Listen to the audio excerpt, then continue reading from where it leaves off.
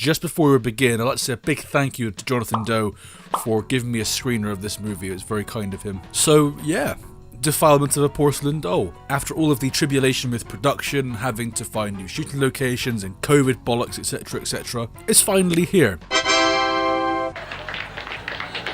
This one is different from the last two entries. In the first entry, we saw Felicia Fisher puking into cookie jars in Barf Bunny, a throwback to the type of emetophilia type of filmmaking found in Japan, where The Degenerates focuses more on being a throwback to found footage pseudo-snuff cinema like August Underground, whilst having that erotic grotesque nonsense flavour to it. It's a transgressive horror fetish movie that dives into the bizarre world of Saliraphilia, we'll go with that. It's the strange sexual fetish of dirtying or defiling an object, or person, whichever floats your boat really. There's actually a story this time which is a welcome change of pace from the first two films.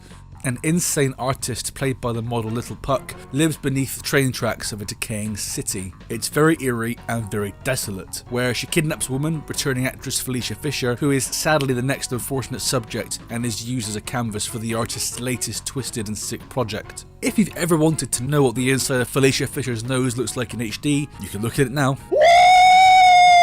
Yeah, baby! That's what I've been waiting for! I won't spoil what happens in this movie because that's just mean, but any footage I do use will be from the trailer because, well, the film's not out yet. So then, what did I think of this underground, gross, artistic, and slightly pornographic project? It was cool.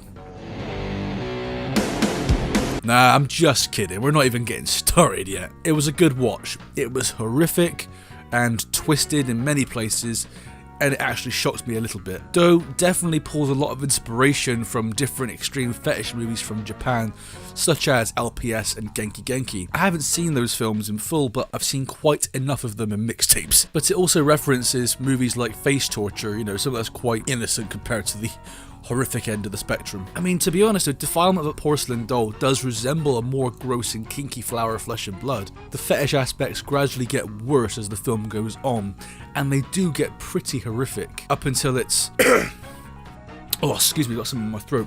The climactic ending.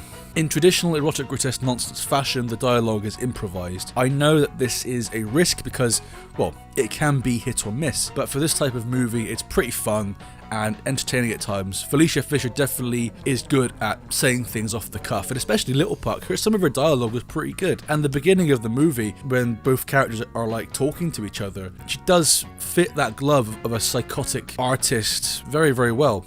Audio. It's an important part of any movie. Good audio in any media is better media, of course. There is some incredible atmos in this movie, my favourite being at the beginning where there are birds tweeting and distant sounds of traffic and trains going by. It sets the tone of the movie really well with the abandoned visuals also, showing that the acts that take place are going to be isolated and away from civilization.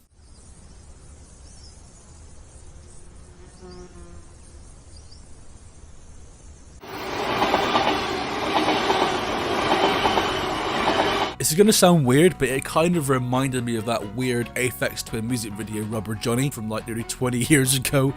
The one with, the Elephant Man wheelchair-bound alien kid having a rave in a pitch black room. It was all shot on a night vision camera. Very creepy and very haunting.